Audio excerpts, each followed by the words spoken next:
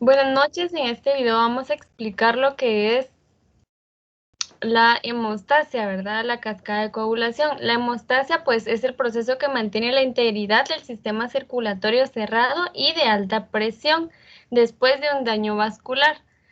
Entonces, tenemos 3 pasos para realizar esta cascada de coagulación. El primer paso, se va a llevar a cabo cuando interactúa el tapón plaquetario después de una lesión vascular, en donde trabaja el endotelio y la plaqueta. Normalmente las plaquetas no se adhieren a los vasos sanguíneos. El vaso sanguíneo solamente se adhiere cuando hay lesiones y se expone la colágena del subdotelio. Y esto se da a cabo pues en 3 fases, ¿verdad? La primera fase es la adhesión, cuando el colágeno se une con los vasos sanguíneos. El segundo paso es la activación y secreción, es cuando la colágena y las plaquetas, perdón, generan una poca fibrina, y en la agregación es cuando se da la total fibrina y ya se genera totalmente pues un coágulo, ¿verdad? Este se da cuando es el primer proceso de la cascada de coagulación. Ahora vamos a hablar acerca de lo que es la hemostasia secundaria.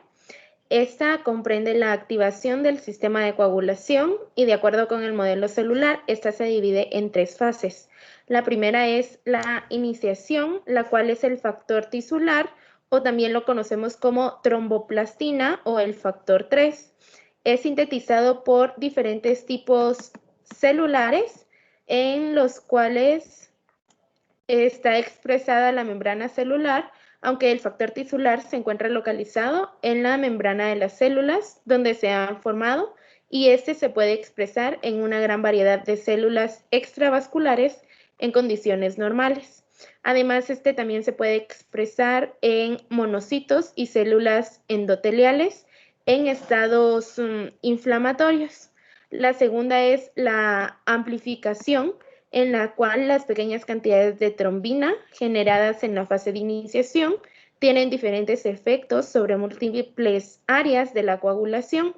Esta es un potente activador plaquetario a través de la vía de los receptores activados por proteasas, y este periodo protrombólico ascendente es referido como la fase de amplificación y resulta en la activación de plaquetas de exposición de diferentes áreas. Y por último, tenemos lo que es la propagación, que en esta fase de iniciación se activan con éxito los factores 10 y 9, así como los cofactores 5 y 7, y después el factor 9 junto al 8 se unen a la membrana de las plaquetas formando el complejo de tenaza.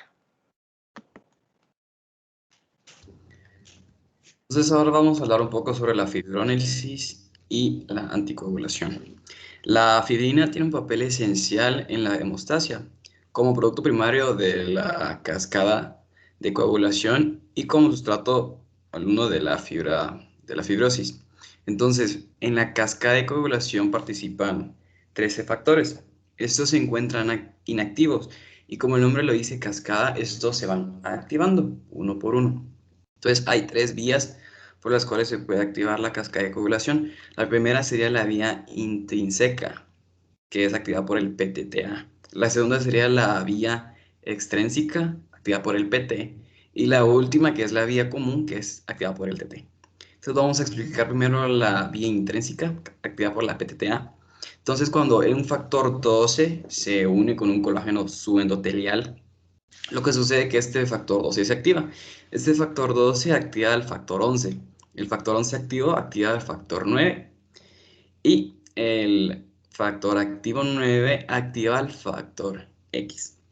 Al factor 10, perdón. Después tenemos la vía extrínseca activada por el PT. Entonces, esta sucede cuando el factor 3 tisular se ve afectado, en este caso un vaso lesionado. Entonces, el factor 3 activa al factor 7 y el factor 7 activado activa de igual manera que la vía intrínseca al factor 10. Aquí es donde se unen estas dos vías. Y ya entrando a la vía común, empezamos con el factor 10, que ya está activo. Entonces, el factor 10 activa al factor 2. El factor 2 inactivo se le llama protrombina y activado es la trombina. Y este factor 2 se convierte en fibrinógeno, que es el factor 1. Y activo se convierte en fibrina, que es el factor 1 activado. Y esto ya se convierte en el factor, y activa el factor 13 activo, y se convierte en fibrina insoluble. Entonces, la fibrómesis es esencial para deshacer los coágulos durante el proceso de cicatrización de heridas y remover los coágulos intravasculares que se pueden manifestar como trombosis. Después de esta explicación, agradecemos su tiempo por ver el video y esta fue la explicación sobre la cascada de coagulación.